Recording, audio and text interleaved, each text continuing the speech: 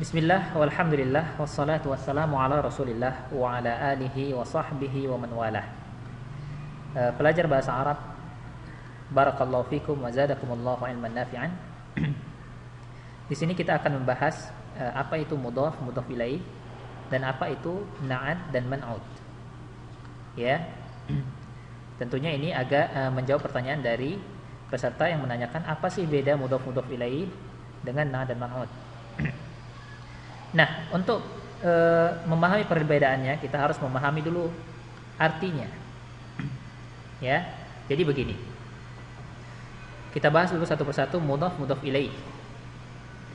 Nah, dari sisi persamaannya, mudhaf, mudhaf ilaih dan na'at dan man'ut ini sama-sama sama-sama merupakan gabungan dua kata. Ya, gabungan dua kata. Nih, gabungan dua kata dia. Inilah persamaannya. Yang membedakannya, yang nampak jelas itu adalah dari sisi artinya. Ya, jadi mudhaf, mudhaf ilaih itu kalau kita artikan gabungan dua kata tersebut ada sinya dia. Misalnya pulpen si ustadz, meja si guru, rumah si pedagang. Nah, ini supaya kita mudah memahaminya, kita taruhlah kita letakkan si di sini. Ini makna mudhaf, mudhaf ilaih ketika diterjemahkan. Ya, si ini sebenarnya artinya adalah milik ya. Cuma kita katakan aja si agar mudah dipahami. Walaupun sebenarnya sah-sah aja kita katakan pulpen ustadz, meja guru, rumah pedagang. Cuma kita katakan si saja. Adapun na dan man'ut di antara dua kata tersebut, gabungan dua kata ini di antaranya memberikan makna yang. Jadi ada yangnya, pedagang yang kaya, rumah yang besar, mobil yang kencang, kemudian mobil yang indah, mobil yang bagus. Jadi ada yang-yangnya yang menunjukkan bahwa kata setelah ini merupakan sifat atau na'at. Jadi secara terjemahan, secara arti, na dan man'ut itu ada yangnya dia, makna di antara makna dua kata tersebut. Nah, dari sini kita sudah paham perbedaannya. Nah, adapun dari sisi kaidahnya, kaidah memberikan harokat ataupun memberikan alif lamnya. Ini kaidahnya untuk mudhaf, mudhaf ilaih yang merupakan gabungan dua kata. Kata pertamanya ini disebut dengan mudhaf. Kaidahnya tidak boleh beralif lam dan tidak bertanwin. Makanya dia qalamu, bukan al-qalamu dan bukan qalamun. Ya. Begitu juga maktabu, baitu.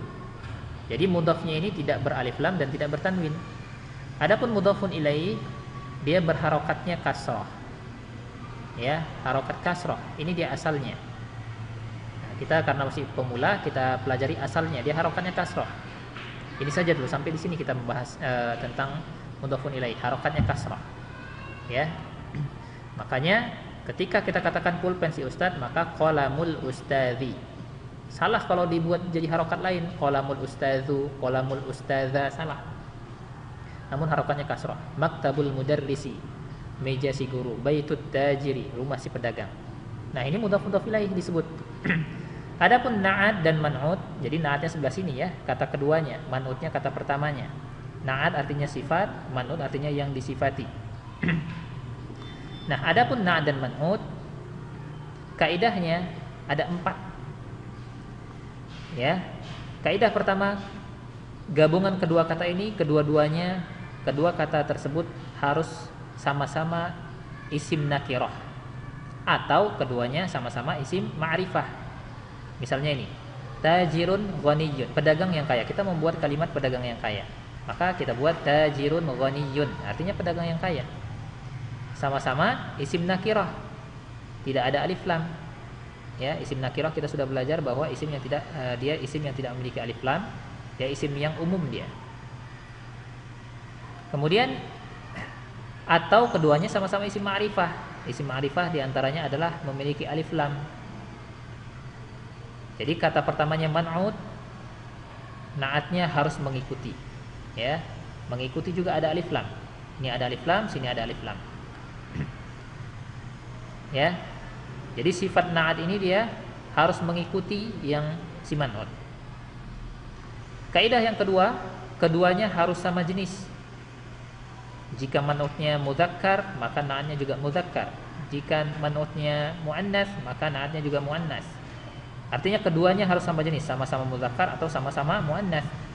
Contohnya ini tajirun ghaniyun. Tajirun mudzakkar, ghaniyun mudzakkar. Pedagang yang kaya. Enggak boleh kita buat tajirun ghaniyatun, enggak boleh. Kita silangkan kembali, enggak boleh. Jadi harus sama jenis. Jadi selain dia sama-sama nakirah, sama-sama ma'rifah, dia juga sama-sama mudzakkar atau sama-sama muannas. Berikutnya kaidah, kemudian ini dia yang muannas sama-sama muannas, tajiratun ghaniyatun. Pedagang yang kaya juga artinya. Kemudian keduanya harus sama dalam i'rab. Ya, harokat akhirnya. Secara sederhana kita katakan harokat akhirnya harus sama. Kalau man'utnya dhammatain, na'atnya juga dhammatain. Tajirun ghaniyun. Man'utnya fathatain, tajiran, na'atnya harus fathatain juga, ghaniyan. Kalau tajirin, ghaniyin. Nah, begitu, dia harus sama dia. Artinya sama semua. Kemudian yang terakhir, ini belum kita pelajari, keduanya harus sama dalam jumlah atau kuantitasnya. Jika dua di sini pedagangnya, yang kayanya juga bentuk dua dia. Ini nanti akan kita pelajari, ini belum kita pelajari ya. Tajirani, ghaniyani, dua pedagang yang kaya. Enggak boleh tajirani ghaniyun, tidak boleh. Namun tajirani ghaniyani. Kalau pedagangnya ini jamak, para pedagang, maka di sini juga kayanya juga harus jamak. Tujarun aghniya'u. Nah, ini secara sederhana tentang pembahasan na' dan man'ut ya. Jadi yang sudah kita pelajari kaidahnya cuma 3 ini sebenarnya sampai di pelajaran ke-9 Durusul Lughah ini. Ya. Nah, inilah dia na' dan man'ut. Jadi beda dengan mudhaf ilaih. Ya, mudhaf ilaih tidak ada harus keduanya isim nakirah, enggak harus. Ya. Keduanya harus isim ma'rifah, tidak harus. Keduanya harus sama jenis, enggak harus juga. Bisa saja di sini qalamul ustadzati, boleh saja. Ya. Kemudian keduanya harus sama dalam al-i'rab, enggak sama i'rabnya, belum tentu. Ini dhammah, sini kasrah. Ya, dhammah kasrah. Sama dalam hal jumlah enggak harus juga. Jadi enggak ada harus sama-sama seperti itu dia. Intinya maknanya seperti ini. Pulpen si ustadz, meja si guru, rumah si pedagang. Ya, mungkin itu saja, mudah-mudahan dipahami. Jika ada pertanyaan silakan ditanyakan di grup yang telah kita fasilitasi. Demikian naqifu ala hadzal qadar walhamdulillahirabbil alamin.